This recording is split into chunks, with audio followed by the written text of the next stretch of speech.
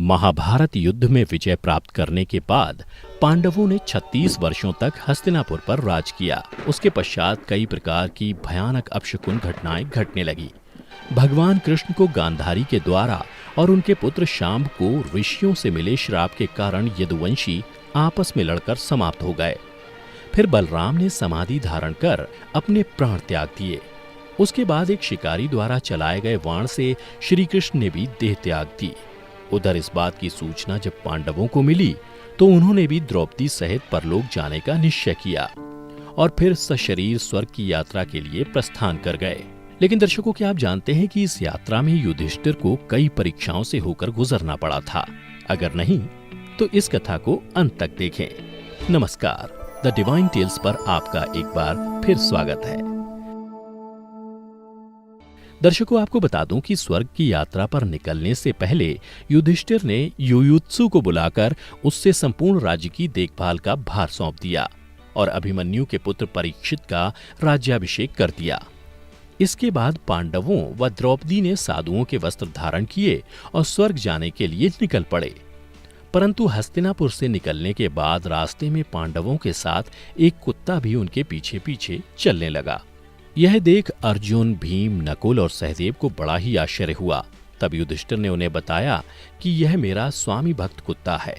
फिर पांचों पांडव द्रौपदी सहित अनेक तीर्थों, नदियों व समुद्रों की यात्रा करते करते आगे बढ़ने लगे। फिर एक दिन वो सभी चलते चलते लाल सागर तक आ गए।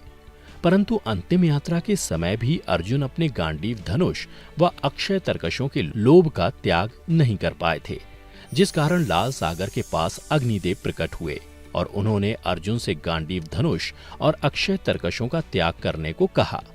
तब अर्जुन को ना चाहते हुए भी इन दोनों का त्याग करना पड़ा। फिर पांडवों ने पृथ्वी की परिक्रमा पूरी करने की इच्छा से उत्तर दिशा की ओर यात्रा आरंभ की। इस तरह यात्रा करते करते पांडव हिमालय तक पहुंच गए, जहां उन्हें केदारनाथ में शिव के दर्शन हुए और उन्हें बंधु बांधवों की हत्या के पाप से मुक्ति मिली। फिर भगवान शिव ने उन्हें स्वर्ग का मार्ग बताया था। पांडव आगे बढ़े तो उन्हें बालू से भरा समुद्र दिखाई पड़ा। इसके बाद उन्होंने सुमेरु पर्वत के दर्शन किए। फिर वे सभी सशरीर स्वर्ग की ओर बढ़ने लगे। तभी इंद्रदेव वहां प्रकट हुए और उन्होंने पांडवों से कहा, मैं तुम लोगों को लेने आया हूं। तब युधिष्ठिर ने कहा, प्रभु क्षमा करें, हम लोग आपके साथ स्वर्ग नहीं जा सकते, क्योंकि हम सभी मनुष्य हैं और हमारे लिए अपने बल पर ही स्वर्ग तक की यात्रा करना उचित होगा। युधिष्ठिर के मुख से ऐसी बातें सुनकर देवराज इंद्र प्रसन्न हुए और वहां से चले गए। उसके बाद पांचों पांडव, द्रौपदी तथा वह कुत्ता तेजी से आगे बढ़ रहे थे। तभी द्रौपदी लड़खड़ाकर गिर गईं। यह देख भीम ने युधिष्ठिर से पूछा कि द्रौपदी ने कभी कोई पाप नहीं किया, तो फिर क्या कारण है कि वह सबसे पहले नीचे गिर पड़ी? तब युधिष्ठिर ने कहा कि द्रौपदी हम सभी में अर्जुन को सबसे अधिक प्रेम करती थी, इसलिए उसके साथ ऐसा हुआ। ऐसा कहकर युधिष्ठिर द्रौपदी को देखे बिना ही आगे बढ़ गए। फिर थोड़ी देर बाद सहदेव भी गिर पड़े। तभी भीम ने पुनः युधिष्ठिर से सहदेव के गिरने का कारण पूछा तो युधिष्ठिर ने बताया कि सहदेव किसी को अपने जैसा विद्वान नहीं समझता था, इसी दोष के कारण इसे आज गिरना पड़ा। इसी तरह कुछ देर बाद नकुल भी गिर पड़े। फिर भीम के पूछने पर युधिष्ठिर ने बताया कि नकुल को अपने रूप पर बहुत अभिमान था, इसलिए आज इसकी यह गति हुई। उसके थोड़ी देर बाद अर्जुन भी गिर पड़े। यह देख युधिष्ठिर ने भीमसेन को बताया कि अर्जुन को अपने पराक्रम पर अभिमान था। अर्जुन का मानना था कि वह एक ही दिन में शत्रुओं का नाश कर देगा, लेकिन वह ऐसा कभी कर नहीं पाया और इसी अभिमान के कारण ही अर्जुन की आज यह हालत हुई है। ऐसा कहकर युधिष्ठिर आगे बढ़ गए। उसके बाद थोड़ी आगे चलने पर भीम भी गिर गए। जब भीम ने युधिष्ठिर से इसका कारण पूछा तो उन्होंने बताया कि तुम खाते बहुत थे और अपने बल का झूठा प्रदर्शन करते थे, इसलिए तुम्हें आज भूमि पर गिरना पड़ा। यह कहकर युधिष्ठिर आगे चल दिए। अब केवल वह स्वामी भक्त कुत्ता ही उनके साथ चल रहा था। थोड़ी देर चलने के बाद युधिष्ठिर कुत्ते के साथ स्वर्ग के प्रवेश द्वार पर पहुंचे, जहां धर्मराज ने उन्हें ये कहते हुए रोक लिया कि युधिष्ठिर तुम्हारे साथ यह कुत्ता स्वर्ग में प्रवेश नहीं कर सकता है।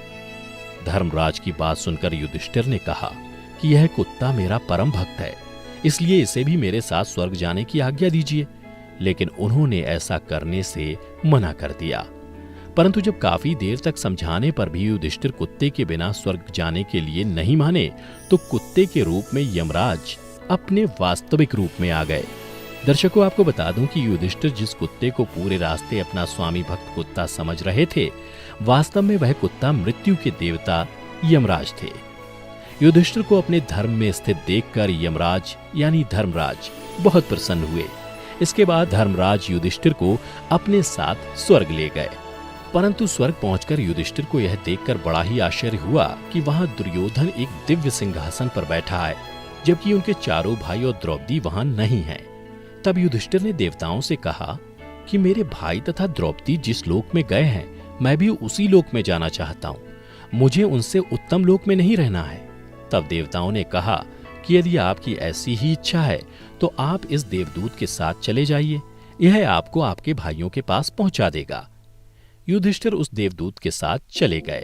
उसके बाद देवदूत युधिष्ठिर को ऐसे मार्ग पर ले गया जो बहुत ही दुर्गम और खराब था। उस मार्ग पर चारों ओर घोर अंधकार फैला हुआ था। सभी ओर लाशों का अंबार लगा हुआ था जिनसे दुर्गंध आ रही थी। इसके अलावा लोहे की चोंच वाले कौवे और गिद्ध मंडरा रहे थे। वह असिपत्र नामक नरक था। वहां की दुर्गंध से तंग आकर युधिष्ठिर ने देवदूत से पूछा कि हमें इस मार्ग पर और कितनी दूर चलना है और मेरे भाई कहाँ हैं? युधिष्ठिर की बात सुनकर देवदूत बोला कि देवताओं ने कहा था कि जब आप थक जाएं तो आपको लौटा लाऊं। यदि आप थक गए हों तो हम पुनः लौट चलते हैं। युधिष्ठिर ने ऐसा ही करने का निश्चय किया। परंतु जब युधिष्ठिर वापस लौटने लगे तो उन्हें दुखी लोगों की आवाज सुनाई दी। वे युधिष्ठिर से बार बार कुछ देर और वहीं रुकने के लिए कह रहे थे। उन करुण आवाजों को सुनकर युधिष्ठिर ने जब उनसे उनका परिचय पूछा तो उन्होंने कर्ण, भीम, अर्जुन, नकुल, सहदेव व द्रौपदी के रूप में अपना परिचय दिया। तब युधिष्ठिर ने उस देवदूत से कहा कि तुम पुनः देवताओं के पास लौट जाओ। मेरे यहाँ रहने से यदि मेरे भाइयों को सुख मिलता है तो मैं इस दुर्गम स्थान पर ही रहूंगा। उसके बाद उस देवदूत ने ये बात जाकर देवराज इंद्र को बता दी। फिर कुछ क्षण पश्चात सभी देवता भी युधिष्ठिर के पास आ गए। देवताओं के आते ही वहां सुगंधित हवा चलने लगी। चारों ओर उजाला हो गया। यह देख युधिष्ठिर ने देवताओं से पूछा कि हे देवगण, मुझे पहले यह बताइए कि ये सब क्या है? तब देवराज इंद्र ने युधिष्ठिर को बताया कि तुमने अश्वत्थामा के मरने की बात कहकर छल से द्रोणाचार्य का वध करवाया था। इसी परिणाम स्वरूप तुम्हें भी छल से ही कुछ देर नरक के दर्शन करने पड़े। अब तुम मेरे साथ स्वर्ग चलो, वहां तुम्हारे भाई व अन्य वीर पहले ही पहुंच गए हैं। उसके बाद देवराज इंद्र के कहने पर युधिष्ठिर ने देव नदी गंगा में स्नान किया। स्नान करते ही उन्होंने मानव शरीर त्याग करके दिव्य शरीर धारण कर लिया। इसके बाद बहुत से महर्षि उनकी स्तुति करते हुए उन्हें उस स्थान पर ले गए जहां उनके चारों भाई आनंद पूर्वक विराजमान थे। फिर वहां युधिष्ठिर ने भगवान श्री कृष्ण के दर्शन किए। फिर उन्होंने देखा कि अर्जुन उनकी सेवा कर रहे थे। युधिष्ठिर को आया देख श्री कृष्ण व अर्जुन ने उनका स्वागत किया।